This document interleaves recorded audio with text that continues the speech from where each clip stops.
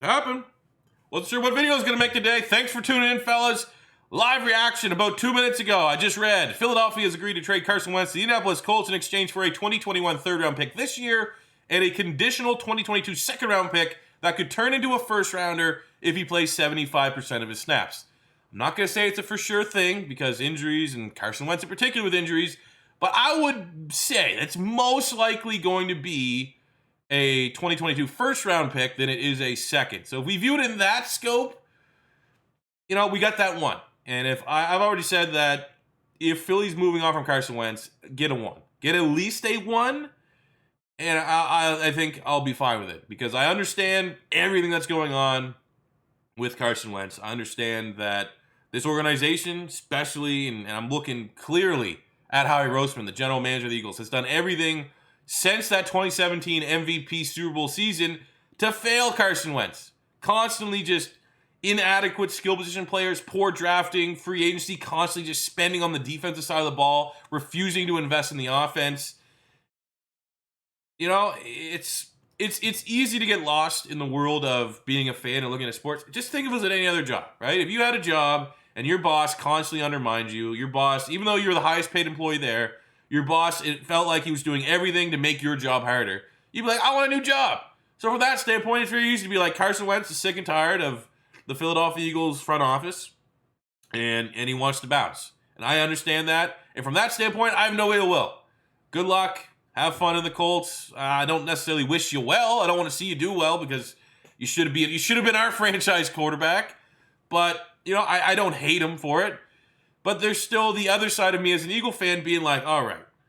So last year didn't go well. Philadelphia completely changed the coaching staff. We're trying to get a fresh start. And there's a part of me that wants Carson Wentz to be like, all right, I'm the franchise QB. Played like shit last year, but I'm gonna kick ass this year. New offense, excited to go to work. I'm gonna prove everyone that last year was an anomaly and it wasn't all my fault.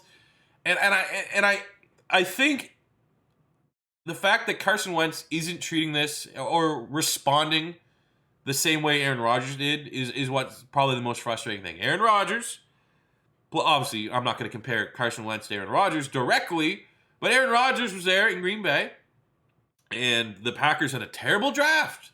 They drafted his replacement in the first round, and what did Aaron Rodgers do?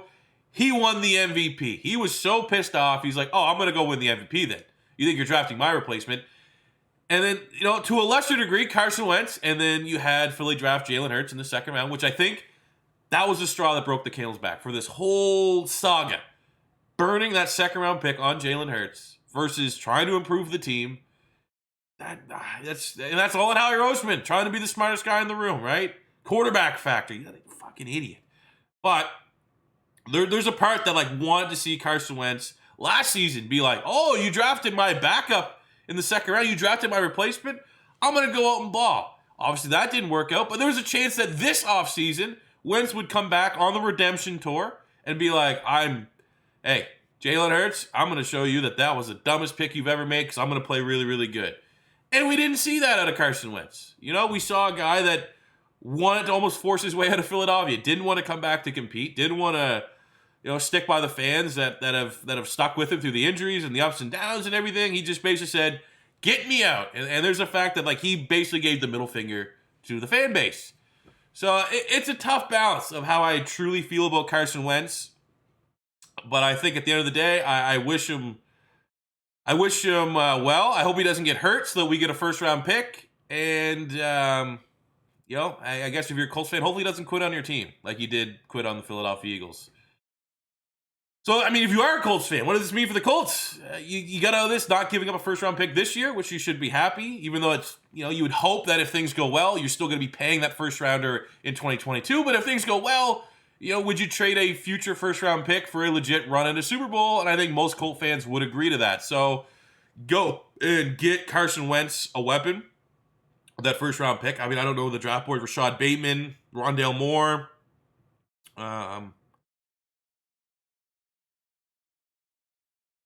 get a tight end, Freiermuth, Brevin Jordan, something like that. You got to get playmakers for Wentz because the rest of that team is stacked, but I still think you need a little bit more on the outside, but that's not just Michael Pittman. Maybe Paris Campbell if he gets healthy for once. But I think Colts fans are happy with this, and an Eagle fan, if that second become a first, it is what it is, right? I'm good with it. So, now that all this is done, the dust is slowly starting to settle. What does this mean for the future of my team, the Philadelphia Eagles? Right now, we have Jalen Hurts, the quarterback. Not great. That's, Jalen Hurts is what he is. If you evaluated Jalen Hurts in college, the pros and cons are the exact same pros and cons that we saw last year in that very limited scope. It wasn't like a Justin Herbert situation where we saw the pros and cons of Justin Herbert at Oregon, and then he got, Pep Hamilton made him into the Rookie of the Year. Justin Herbert looked pretty much nothing like he did at Oregon for the better. Jalen Hurts came to Philadelphia and pretty much looked like what we saw in college to a T. The pros were off-script plays, scrambling with his legs, and kind of smart throwing the ball. Didn't throw the ball into harm's way too much. But the negatives, fumbles, ball security, put the ball on the ground a lot, limited arm talent, and, kind of the sentiment that if Jalen Hurts was going to succeed, it'd kind of have to be a little bit of a gimmicky offense. And that's what we saw firsthand against the Saints. It was an epic victory. Jalen Hurts came in as the starter for replacing Carson Wentz, and he salvaged the games from an entertainment standpoint as an Eagle fan last year.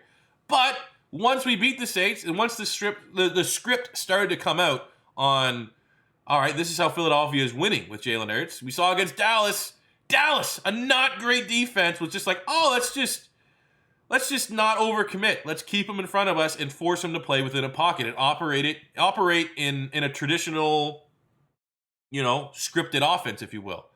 And it wasn't good. You forced Jalen Hurts into his weaknesses, and it was just too easy for teams to force him into his weaknesses. So it would be unfair for me right now to say that Jalen Hurts is at his ceiling, and there's no way that he's ever going to develop beyond what we saw last year. That would be incredibly unfair. But, I'm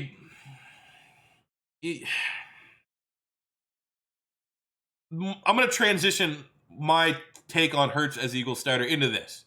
I think 100% Philly's getting a quarterback in the first round this year. And from a standpoint of, we had Wentz, we paid him the salary cap, we burned a second-round pick last year on a quarterback, to, if we're at 6 and we want, say, Zach Wilson, we're going to have to give that 6 and even more picks to trade up to try and solve this quarterback issue. And that is just it's a fireable offense for Howie Roseman. The failure of this quarterback spot and how much we've been investing and spending capital in this quarterback spot should be a fireable offense. But you look at the quarterbacks this year, right? So Trevor Lawrence, 0.01% chance Philly could have a chance at him. So the draft starts at 2, and you got Zach Wilson. And Ben Solak, really, really good Twitter follow for Eagles Twitter and draft Twitter, basically broke down that Zach Wilson's not a great fit for Nick Sirianni's offense. Because, Nick Sirianni wants structure. He wants, look at the quarterbacks he's worked with, right? He worked with Phillip Rivers. We'll just say Phillip Rivers. He worked with a bunch of quarterbacks. Phillip Rivers. Structure. Here's Phillip Rivers. Here's the pocket. Operate within that. And we're going to make all the other guys get open for you, but operate within the structure. Jalen Hurts doesn't really operate in structure. That's why Philly's going to be looking for a quarterback in the first round. Zach Wilson, his biggest strength outside of just his arm talent is playing off script. Off structure. That is what makes him so valuable, because off structure quarterbacks are valuable in today's NFL. It's just not every scheme is going to maximize those guys. So he basically made a breakdown it's not a foregone conclusion that someone like Zach Wilson couldn't succeed in Philadelphia, but stylistically, he's not a quarterback whose strengths would be maximized in Philly. So then you're like, all right, so if Philly doesn't trade up and we stay at 6, or we don't have to make that big trade up to 2 to get Zach Wilson, you're dealing with Trey Lance and Justin Fields. Trey Lance, just imagine. That is like a 1 in a million. Philadelphia got an FCS quarterback in Carson Wentz. It worked out, it didn't work out. And then you just replace him with another North Dakota State FCS quarterback. I don't know, there's something weird with that, right? I'm not alone in thinking that's just ridiculous. That's a ridiculous thing to say. But it could happen. And you look at Trey Lance, operates within structure. That structured North Dakota State offense. Obviously, with Lance and Field, from a scrambling standpoint, exceptional athletes. They can, if a play breaks down, they can take off and win a foot race against a lot of people in the NFL. But you look at the offenses that North Dakota State and Ohio State have, scripted, structure. Ohio State, that's the knock against Justin Fields, one of the knocks. Outside of his slow processing, which is a big worry for me, is that he's coming from that Ohio State scheme that has produced a lot of points, a lot of prolific quarterbacks, but they haven't transitioned well to the NFL because they're not operating within that same structure. You look at North Dakota State play, as much as we laud Trey Lance for 42 touchdowns, no interceptions, and be like, wow, his accuracy must be off the chains. And obviously there's a level of competition gap there because it's FCS. But I think a big part of that North Dakota State stat line is the structure of North Dakota State. They were not putting Trey Lance in a bad position to turn the ball over. They're not putting him in a bad position to make 50-50 risky throws like that. He can operate within a structured offense. So those are going to be the two quarterbacks that make sense for Philadelphia at this point. You ask me who I like more. I do like Trey Lance more for Philadelphia than Justin Fields from the standpoint of just the negatives. The negatives of Trey Lance is the unknown. It's that jump and gap in competition and the fact that he's only really a one-year starter, very young quarterback. I just feel like the slow processing from Justin Fields, that's a big gap to fix. Right? That is something that's going to not just retooled in one offseason. That's something that's not just retooled being in a brand new scheme. It's Justin Fields just doesn't process the game as fast as you would like an elite quarterback prospect to do. So I think overall could be a lot worse quarterback situation if Philadelphia has a Justin Fields and a Jalen Hurts, or Jalen Hurts and a Trey Lance opening the season this year. Could be a lot worse. There's a lot of teams that are hurting, worse than Philadelphia would be. But, it's still a gamble. It's still going to be frustrating because it'll be one of those things. We wait at 6, and we're going to have an option maybe at Fields or Trey Lance. There would be worry that quarterbacks or teams behind Philly would want to try to leapfrog them and trade up to get those guys. But it's just going to be one of those things. Imagine at 6, Jamar Chase is still there. Devontae Smith is still there. Kyle Pitts is still there. And you're just like, as an Eagle fan, like, what if we just didn't screw Wentz and we'd have a chance at getting like a prolific wide receiver? Just like the what ifs is going to be killing me at come draft day. The last scenario, as we end this video, is because of the conditions, right? Philly might have that extra 2021 first round pick in hand. Could they trade the bank for Deshaun Watson now? Now knowing that they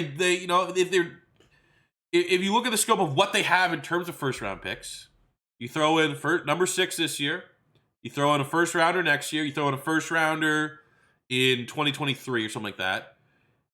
Does Philly feel like they have an ace up their sleeve with that conditional pick as part of this Wentz trade? That like, all right, we'll give up our 3 firsts and whatever to get Deshaun Watson, and then we're also banking that we're going to recoup a first from that Wentz trade. That second's going to become a 1, and we're winning. Like, that is Howie Roseman, smartest guy in the room type thinking there.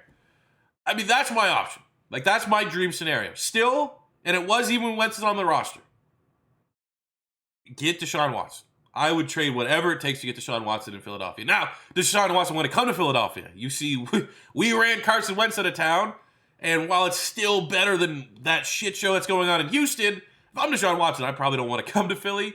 I mean, we have a winning culture, which is good, more so than like the Jets, and more so than the Dolphins, but I think from a front office, from your working environment, you probably don't really want to come to Philadelphia, even though that would be my resolution. I'll be trading 3 1s, Zach Ertz, Andre Dillard.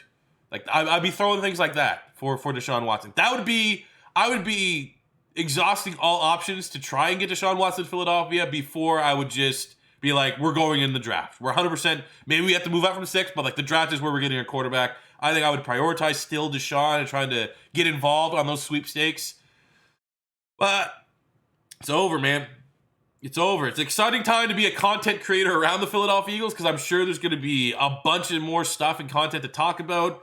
But I want to hear what you guys think. What do you guys think about the Carson Wentz trade? If you're a Colt fan, let me know in the comment section below. If you're an Eagle fan, let me know in the comment section below. I'm sure we'll have a Carson Wentz Colts rebuild at some point. Hell, I might even record it and have it come out tonight or tomorrow. I don't know.